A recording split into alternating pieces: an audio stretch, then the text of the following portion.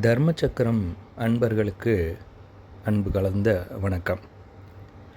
இன்றைக்கு நாம் அழுகாணி சித்தர் அவர்களுடைய பாடலும் அதனுடைய விளக்கத்தையும் தான் தெரிந்து கொள்ளப் போகிறோம்.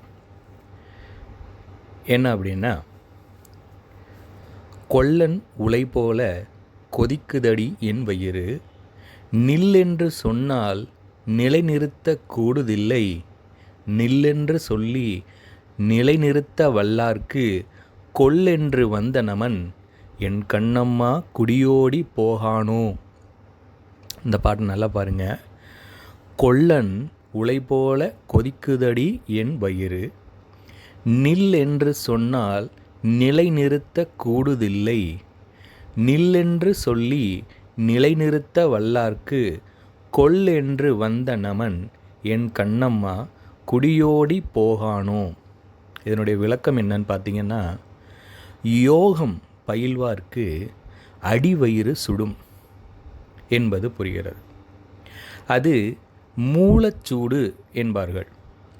இன்னும் சற்று ஆழ்ந்து நோக்கினால் மூலாதாரத்தில் உறங்கும் குண்டலி பாம்பை எழுப்புவதற்கான அனல் என்பது புரியும். எந்த செயலையும் ஆரம்பிப்பதுதான் கடினம், பிறகு அது சுலபமாகிவிடும். யோகத்தை பயில ஆரம்பித்த நிலையில்தான் அழுகண்ணருக்கு உடலை கட்டுப்படுத்துவது கடினமாக இருந்ததே ஒழிய, யோகம் பயின்ற பின் அது இவர் கட்டுப்பாட்டை விட்டு விலகியே இருந்தது. உடற்சூட்டின் மூலம் குண்டலினியை கிளப்பிய இவர் அதனை இடையில் நிறுத்தும் வித்தையையும் அறிய விரும்புகின்றார்.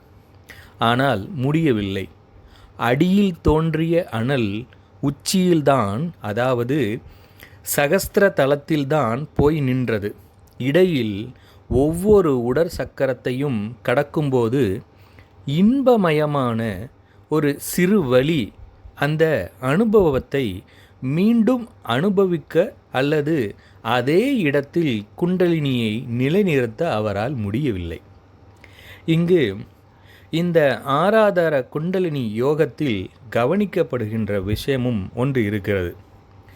மூலாதாரத்திலிருந்து கிளம்பும் குண்டலினி அக்கினியை இடையில் தடங்கல் செய்தோமேயானால் யோகம் பயின்றவர் பித்தாகி, அதாவது பைத்தியமாகி உயிர் துறப்பர் என்றும் சொல்லப்படுகிறது. இறந்தே போகக்கூடிய அளவிற்கு கொண்டு சென்று விடுமா. இந்த கருத்தைத்தான் நில்லென்று சொல்லி நிலைநிறுத்த வல்லார்க்கு கொல் என்று வந்த நமன் என்ற வரியிலிருந்து நமக்கு தெரிய வருகிறது.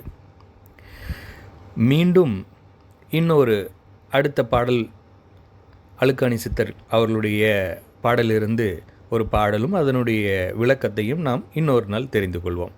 அதுவரை நன்றி, வணக்கம்.